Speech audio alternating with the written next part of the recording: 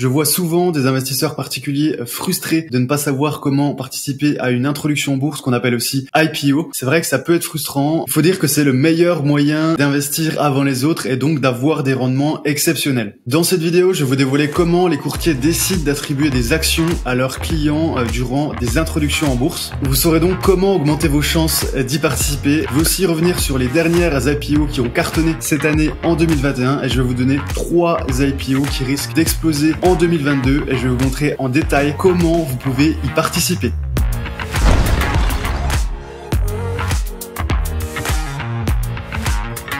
Donc on va commencer avec ces IPO cette année qui ont cartonné. On commence avec l'IPO de la société Rivian qui a eu lieu le 10 novembre 2021. Rivian, c'est un constructeur de véhicules électriques notamment qui est soutenu par Amazon et qui est entré en bourse le 10 novembre au Nasdaq. La société prévoyait donc d'offrir 135 millions d'actions au prix de 78 $. C'est le prix d'introduction et au final, elle a clôturé la première séance avec une valorisation de plus de 85 milliards de dollars. La hausse s'est poursuivie les jours suivants. L'action, elle a atteint un niveau record à 179 $ par action, soit près de 130% au-dessus du prix d'introduction en bourse. Vous pouvez vérifier Rivian, qui a vraiment fait l'actualité dernièrement, fabricant de véhicules électriques. Donc ça fait soit plus de 130% au-dessus du prix d'introduction. Ça fait une valorisation de plus de 150 milliards de dollars. Donc voilà, très belle action en seulement 5 jours. C'est passé de 78 $ à 179 $.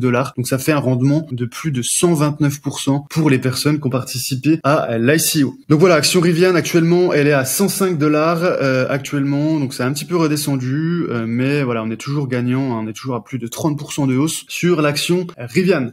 Deuxième entreprise, c'est la société Omega Therapeutics, donc c'est une entreprise qui souhaite donc développer de nouveaux traitements pour soigner le cancer. Tous les traitements de la société sont encore au stade de recherche préclinique, mais Omega a déjà cédé 7 millions d'actions avec un cours initial de 17 $ par action. Le rendement de l'introduction en bourse après 3 mois, il a atteint 72%, donc vraiment assez intéressant. Autre exemple que je vous ai mis juste à côté, c'est Immuneering, IMRX, le ticker en bourse, qui développe donc lui des traitements contre le cancer aussi, spécifiquement sur les maladies neurologiques. Et son introduction en bourse, elle a eu lieu le 29 juillet avec un cours d'IPO de 15 $ par action. Actuellement, 3 mois après son introduction en bourse, elle affiche une hausse de 80%. Voilà pour ces 3 entreprises qui ont cartonné, Rivian, Omega et Immuneering. Ces 3 IPO, elles ont été proposées sur le site F24, le seul courtier qui propose actuellement aux investisseurs européens de participer à ces IPO. Donc voilà pourquoi j'en parle. Les IPO à venir, très intéressantes, moi qui m'intéresse. Donc la première, c'est Starlink. Ensuite, vous avez Reddit et aussi Nubank. Je vais vous parler un petit peu de ces entreprises. Donc Starlink, c'est une filiale de SpaceX, c'est l'entreprise d'Elon Musk. Donc l'objectif, c'est d'installer des satellites pour proposer à terme Internet partout dans le monde. Donc d'ici mars 2024, elle devrait lancer 50% des satellites en orbite, tandis que voilà, les 50% restants, ils devraient être lancés d'ici 2027. On a de nombreux investisseurs qui sont intéressés par Starlink. D'après certains commentateurs, d'experts et d'analystes financiers, cette introduction en bourse, elle pourrait avoir lieu au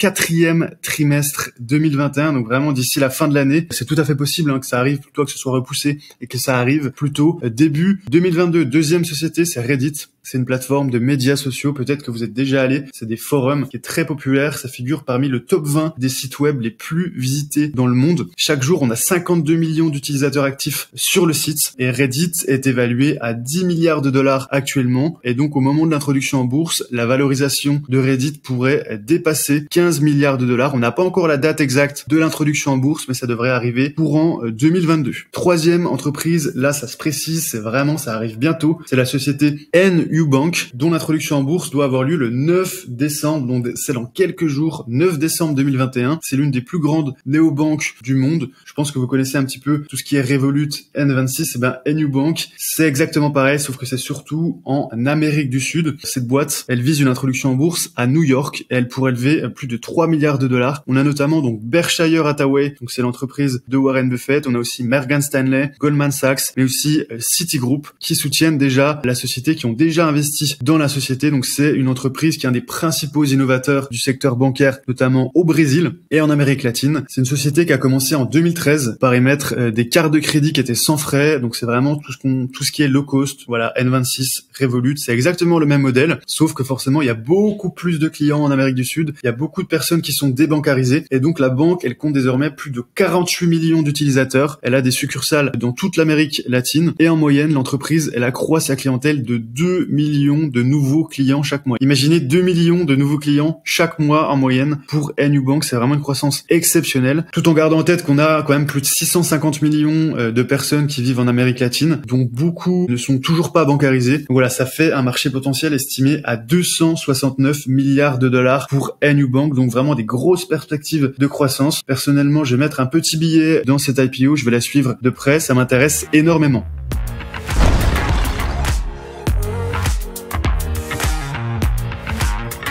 Maintenant, on va parler de la participation concrète dans des IPO et comment surtout le courtier va nous octroyer des actions, parce que c'est super d'aller chez un courtier, mais ça va être lui ensuite qui va nous inviter à cette IPO. C'est assez select de participer à une IPO. Il y a beaucoup d'investisseurs qui veulent rentrer forcément parce qu'il y a des grosses probabilités de gains. En général, donc les souscripteurs peuvent satisfaire qu'une seule partie de l'ordre des courtiers. Donc vous allez peut-être placer un ordre de 10 actions et ensuite vous allez peut-être n'en recevoir que 2 ou 3. C'est tout à fait possible. Évidemment, vous ne paierez pas si vous ne recevez pas les actions que vous aviez achetées. Vous allez être remboursé de la différence. Évidemment, l'argent restant, il sera immédiatement crédité sur votre compte de trading et vous pourrez l'utiliser pour négocier d'autres introductions en bourse. Mais il faut vraiment garder en tête que tout le monde veut y participer à ces IPO. Le nombre d'actions est limité. Donc voilà, très compliqué. Il va falloir, en fonction de certains courtiers, moi je vais vous parler du courtier F24 et je vais vous montrer comment eux, personnellement, sélectionnent leurs clients pour les faire participer à des IPO. Donc ce qu'il faut savoir, c'est que pour obtenir des IPO et pour sélectionner ses clients, les courtiers vont noter leurs clients. Chaque client va avoir une note. Cette note, vous ne pouvez pas la connaître malheureusement, mais je peux vous dévoiler quelques paramètres. Le premier paramètre qui va être utilisé par le courtier pour sélectionner ses clients, pour les faire participer à ces IPO, c'est la liquidité du portefeuille. C'est-à-dire que l'idéal, c'est d'avoir forcément des titres que vous pouvez acheter et revendre directement. Donc soit d'avoir du cash, euro, dollar, soit d'avoir des actions que vous pouvez revendre directement. Évidemment, si vous n'avez quasiment pas d'argent sur votre compte de trading, le courtier va se dire, alors celui-là, il est fauché, je vais pas l'inviter tout simplement. Donc voilà, pensez à approvisionner votre compte ou à avoir au moins des actions que vous pouvez revendre si vous êtes invité dans une IPO. Donc cette note, elle est sur 5 points. Tous les critères sont sur 5 points, donc ils sont pris en compte à part égale. Le deuxième critère, c'est votre part d'action chez Freedom24. Comme je vous l'ai dit, c'est le seul courtier qui accepte des Européens pour des IPO. Donc vous allez, évidemment, si vous avez beaucoup d'actions Freedom24, vous allez avoir une très bonne note. Donc c'est en fonction de la part d'action que vous avez dans votre portefeuille. Si vous avez un portefeuille de 1000 euros et que vous avez 300 euros d'actions Freedom24, eh bien c'est très bien, ça veut dire que vous allez avoir une très bonne note, vous allez avoir une note de 5 sur 5. Si vous n'avez pas d'action de Freedom24 ou si vous avez peut-être que 5% de Freedom24 en action, vous aurez une note de 1 ou 2 étoiles. Donc voilà, ça peut aller jusqu'à 30%, donc l'idéal c'est d'avoir 30% de votre portefeuille en action Freedom24 si vous voulez avoir une bonne note. Ce n'est pas un conseil en investissement. Regardez quand même le cours de l'action Freedom24 qui est l'action FRHC. Vous allez voir, c'est quand même assez impressionnant. Depuis 2017, c'est vraiment une explosion. Ensuite, le troisième critère, c'est votre activité de trading. Forcément, le courtier, si vous passez beaucoup d'ordres, il va être incité à vous faire des cadeaux, à vous récompenser. Donc, si vous prenez beaucoup de trades, le courtier va vous mettre une bonne note sur ce critère. Évidemment, petit disclaimer, c'est pas pour ça qu'il faut faire du trading comme un dégénéré, parce que vous allez avoir une super note,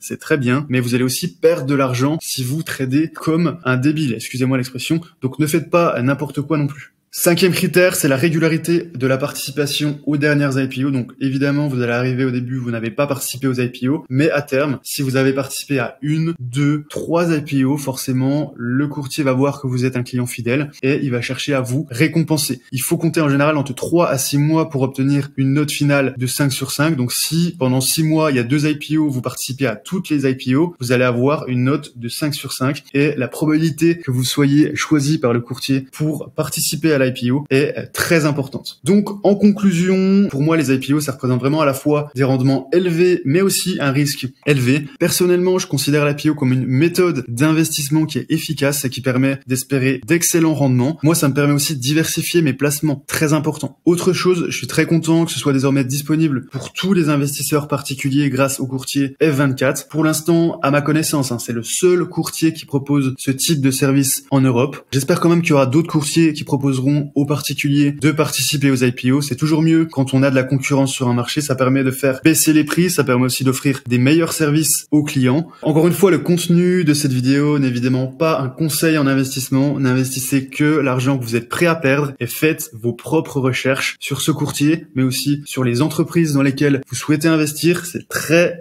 important. Je vous mets un lien juste en dessous de cette vidéo si vous voulez en savoir plus sur les IPO. Pensez aussi à mettre un like et à vous abonner à la chaîne si c'est pas encore fait. Sur cette chaîne, je parle d'économie, mais aussi de trading. D'ailleurs, j'offre une formation qui vaut normalement 99 €. C'est la formation Nasdaq Trading dans laquelle vous allez apprendre des stratégies pour gagner un complément de revenus grâce au trading. Cliquez sur le lien juste en dessous de cette vidéo pour télécharger gratuitement la formation. Et moi, je vous dis à bientôt pour une prochaine vidéo.